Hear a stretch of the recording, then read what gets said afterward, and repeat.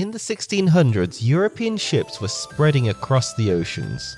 The Portuguese, Spanish, Dutch, British, French and more were all building global trade empires. In Southeast Asia, one company in particular was becoming extremely powerful: the Dutch East India Company. Not to be confused with the infamous British East India Company, who were generally more focused on India. The Dutch East India Company was focused more towards Indonesia. Their fleets dominated trade routes from India to Indonesia, but when the Dutch entered the waters of East Asia, they ran into an unexpected rival. Not an emperor, not a navy, a pirate. His name was Zhang Zhilong, and for a time he became the most powerful man in the seas along the coast of China.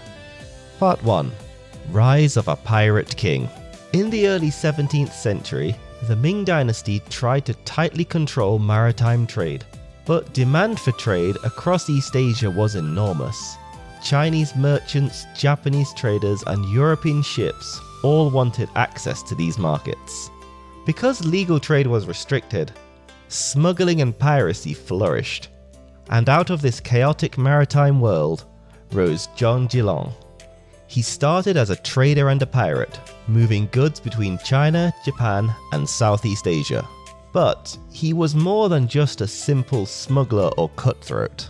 He built a powerful fleet, organized large trading networks, and controlled key routes along the Chinese coast. Within a few decades, he had become something rare in history: a pirate who controlled an entire regional trade system. Part 2. The Dutch arrive. Around the same time, the Dutch East India Company was expanding aggressively across East Asia. Their goal was simple: control trade. Their fleets were heavily armed and backed by one of the most powerful commercial organizations in the world. But when the Dutch entered the waters near China, they quickly realized something. They were not alone. A Chinese pirate already dominated these seas. At first, the two sides tried cooperation. Trade agreements were made, profits were shared. But in the maritime world, alliances rarely lasted. Soon, competition replaced cooperation. Part 3. Clash of Fleets. Eventually, tensions between Zhang Zhilong and the Dutch exploded into open conflict. Near the Fujian coast, in a place called Liaoluo Bay, their fleets met in battle.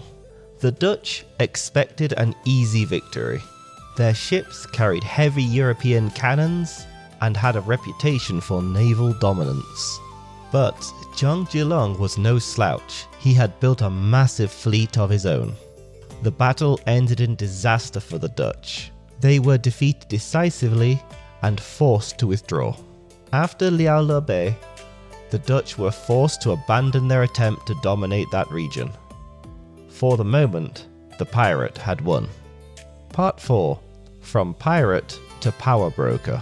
Zhang Zhilong's victory changed everything. So, instead of treating him as an outlaw, the Ming government decided to do something pragmatic. They recruited him. He entered official service and became a powerful figure within the empire. In effect, one of the most successful pirates in history had become a government official. But the story for the Zhang family was not over yet. Part 5. The Son Who Changed Taiwan. Zhang Zhilong's son, Zhang Changgong, would later become even more famous.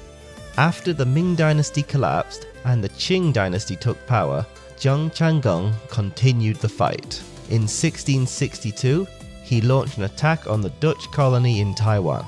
After months of fighting, the Dutch surrendered. For the first time, a European colonial power in East Asia had been expelled by a Chinese military leader. The story of Zhang Zhilong and his son reveals something remarkable about the early modern world. European empires were expanding across the oceans, but they did not always face kings and governments. Sometimes their rivals were pirates, and sometimes those pirates won.